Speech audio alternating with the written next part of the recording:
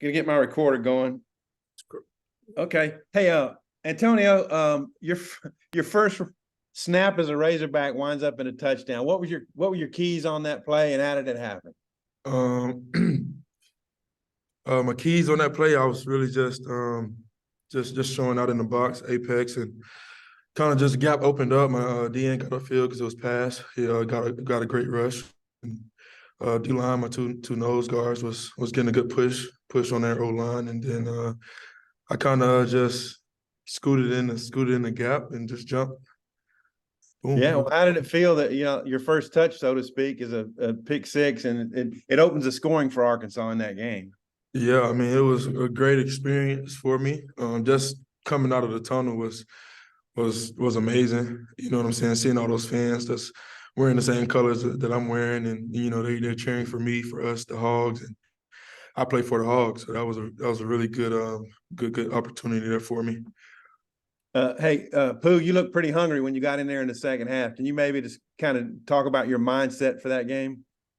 The mindset that I had going in was really just to dominate. I sat out the first half due to a targeting call of last week, so I didn't really get to play the whole game. So going in, I just wanted to make an impact, and that was Coach Pittman put a real emphasis on that. He came up to me. It was numerous times he come up to me in practice, and he was telling me, like, you're not going to be out there the first half, but when you get out there, you need to, basically introduce yourself again and things like that. So when I got out there, I just thought to myself, I need to make plays. I need to put my name back out there. What'd you think of Antonio's play, being in the right place right there? Man, if I give y'all my honest reaction, I was really like caught off guard when he caught it. But it was just an instant, like as soon as he jumped and caught it, like I just instantly started running down the sideline with him like a proud parent or something. So I'm just chasing him down the sideline the whole time. And man, like he said, it was just a electric atmosphere, and it was just a great experience. Okay. Hey, I want to ask both y'all real quick about maybe a scouting report on BYU. Pooh, you guys won pretty handily there last year. Is there, reason to, not have a letdown and when you face them? Can you talk about, the weapons they have on offense, and then Antonio, if you could? We just treat every game. We treat every game like we playing against ourselves. We play the Arkansas standard in every game. BYU is a great team, by the way. They have a history of winning, as we can see. They have a great head coach. The running back, they're pretty good. Number 2 and 20, they're two decent good backs. They have a really good tight end, number 83. And they also put number 99 back there at tight end. He's a great run blocker and things like that. They usually use him for like match protection and things like that. But overall, great team, highly competitive and well coached. And Antonio, any thoughts about facing BYU? What you see out of them? Really, Pooh hit it on the head. To be honest, he kind of covered all aspects of them. But they're a great team, like he said. And the main thing that I just took from what he said was, we playing the Hogs. You know what I'm saying? That we go out and play to our standard, and really not focus on the opponent. We'll have a good game. We'll dominate these guys. Trey. Yeah, both you guys have, kind of dealt with injuries from fall camp and stuff. And Pooh, you had obviously the suspension. How frustrating was that to, with so much competition at the linebacker room, and just how eager were you guys to finally get out there when you had the opportunity? Just for both of you. Honestly, I really didn't look at it as a frustrating aspect. I just looked at it, as sitting back and just being a leader, just sitting back and just coaching up the guys that's sitting there like Brad Spence and things like that. And then, just keeping the injury alive on the sidelines. I understand that I was, injured, and I understand that I had got the targeting call and things like that. But, that doesn't stop the leadership aspect of things. And so I just prided myself on, just being vocal with the guys and keeping spirits high. So, there wasn't really any frustration, because I knew that the defense was in great hands with the guys that were displayed out there. They did a great job during the week preparing themselves, so I was confident. Antonio? For me, it wasn't frustrating at all. I always keep God first in my life, you know what I'm saying? And whatever he has for me will be for me. So it was just like another obstacle that was just thrown in my way, and then wasn't fazed by it. Got upset here and there, but not much, man. I just kept God first, stay prayed up, and I just took it day by day. When you look at BYU and Arkansas too, I mean, Arkansas has had a little bit more success running, but both teams kind of not getting off the ground the way they want running the ball. What have you guys seen when you look at BYU running the ball? And, You know, I mean, I'm sure you guys see some areas where they could probably improve and probably have. Just watching film on those guys, like I said, they have a great team. So, like those guys, they take it day by day. I can tell just by watching the film. And they also have a great offensive line and things like that. They got some guys that return. They lost a few people, but they replaced them with some good competition up front. So, as long as we go out there and we play to the standard, we should be fine. Antonio, you got kind of like a throwback look out there. You got the neck roll from like the 90s and single digit linebacker. Is that something that you play into on purpose, or is that just a style thing, or what's the neck roll for? Yeah, I've just been doing that since high school. I always wanted to be like Ray Lewis growing up. My dad used to send me videos of him and just motivational speeches. I always just watched him growing up, wanted to imitate my game after him. So that's kind of just where I get it from. Thanks, fellas. Bob. Hey guys. Hey, Pooh, I get that, you wanted to keep a positive attitude when maybe you're a little banged up and had to sit out, but just, from a physical standpoint, I guess, are you 100%? Just, it looks like now there's nothing to restrict you, whether it's your knee or the targeting deal. Just how anxious you to just get out there and kind of just go off on somebody. Man, I'm highly excited. This is my, first real game is playing a full game and things like that. And just to get in front of the Razorback crowd, just the atmosphere and just the energy that they bring. I just know, man, it's going to be a great Saturday. And, I sat back and, I just prided myself on, once I come back, I got a lot to make up for. And that's fine. I just want to sit back, and just first off, like Antonio said, just thank God for everything and go out there and play my best brand of football. I'm excited. I'm anxious. I'm ready. Yeah, I think in the old, I didn't really pay attention to see on the sideline, but I think in the old days, if players got ejected for targeting, they had to stay in the locker room or so. But you were able to be out there the whole half, and if so, kind of what was it like watching? Back in the day. So I was able to stay on the sideline. And just to me, like I said earlier, it wasn't anything for me to just keep on leading those guys and just keep being that positive, role model for those guys and things like that. So, even though I had got thrown out of the game and I knew what I had done was wrong at the time, and I talked to coaches and the players and things like that, and I apologized to them, but I sat back and, I just kept bringing the energy. They came over. I showed them things that they could do that'll help them put them in better position and things like that. So, I just kept the leadership aspect alive once I got taken out the game. And then, Tony, you've been here a few months now and gotten to know Pooh pretty well, I assume. But you're older, but he's been here longer. Kind of and he seems like a team leader for a young guy. What's your take on Pooh, just from a total standpoint as a team guy? Kind of linebacker he is. He's a real stand-up guy. You know what I'm saying? Not only is he my teammate, my brother, he's also my fraternity brother. I was able to watch him go through things within his fraternity journey and was able to help him out. And that was a great experience for me as well as for him, and kind of brought our bond together off the field, which is for surely more important because I'll for surely fight for him even more on the field. But he's a great guy, great kid, you know what I'm saying? Stand-up guy, like I said. I know he'll go for you. I know that for sure. You know what I'm saying? Great leader.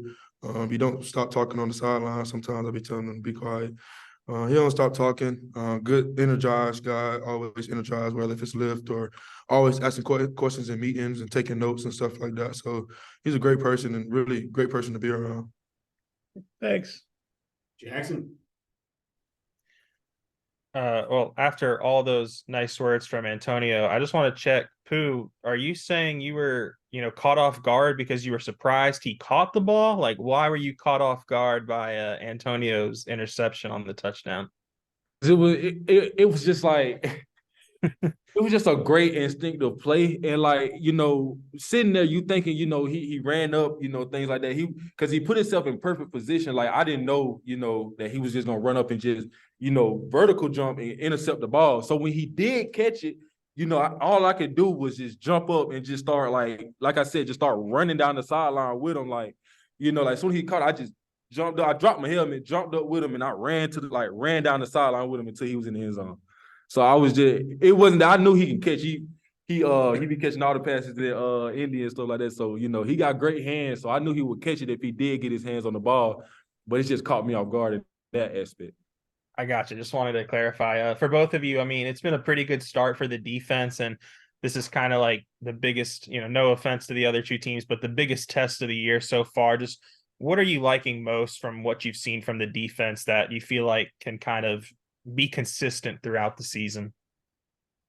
Guys who just want to compete, people that, just love the game of football and just love what they do and do it with a passion and things like that. So, that's one thing I can say we've been consistent on. It's always going to be something that you have to fix after the game. No team is perfect. No game plan is perfect, things of that nature. Everybody mess up. But the way that we go out there and we carry ourselves and mentality that we have, that's what stays consistent. That's what keeps me excited every weekend, every day.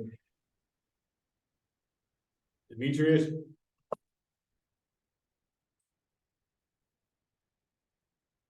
I know Antonio Grier kind of mentioned his connection with Omega Sci-Fi. Can you talk about the celebration that everybody kind of did on that play with you, Cam Ball, and Grier out there, and what it means to be out there with your frat brothers?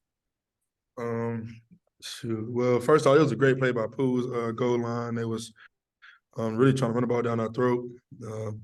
Man, me personally, from my point of view, I was kind of just setting the edge, coming up the edge, and all I just hear is just clap. That was just Pooh Paul coming downhill, man, making a great play, and I was more than excited for him because Coach T, we practice that drill so much. We do it in Indy, and then just to see that translate from Indy or from practice to the game, it was great to watch it, and it was a great play. It was a great play, and just having the guys out there, man, it's just you know what I'm saying. It's I can't even explain it, to be honest with you. It's a great experience, and one in a lifetime, to be honest with you. To have 3 dogs on the field like that, man.